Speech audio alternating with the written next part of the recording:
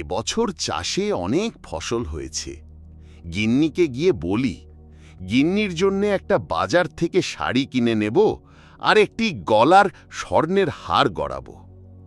মার তো দেখা হলো, এবার বাড়ি যাই। এক বৃদ্ধ লোক মাঠে থেকে বাড়ি ফিরছে, কোথাও পয়সা পেল না কাজের পয়সা। সে বাড়ি পথে ফিরতে ফিরতে দুটি ছেলে মাঠে খেলে, রামু বসে। সে তখন জিজ্ঞেস করলে, কিরে রামু, কি করছে? সে বলল, নাকি আমি মাঠে খেলছি কাকু।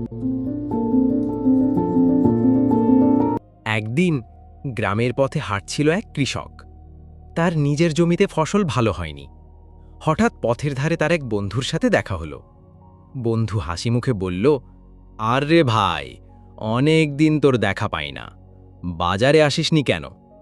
কৃষক একটু দুঃখভরা গলায় বলল, কি বলিস বন্ধু, এবছর ফসল ভালো হয়নি। চাষাবাদের ঝামেলায় এতটাই ব্যস্ত ছিলাম যে বাজারে যাওয়ার সময়ই পাইনি। বন্ধু তখন বলল, তাই নাকি? আমার জমিতে এবছর বেশ ভালো ফসল হয়েছে। তুই মন খারাপ করিস না, আগামী বছর তোর জমিতেও ভালো ফলন হবে। চাষাবাদে আশা হারালে চলবে না। দুজনেই কিছুক্ষণ গল্প করে আবার নিজেদের পথে হাঁটা দিল। কখন যে আসবে বাড়ি?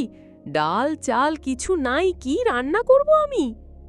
গিন্নি, আমার কাছে তো পয়সা নাই, আর কোথাও পয়সা পেলাম না দেখি।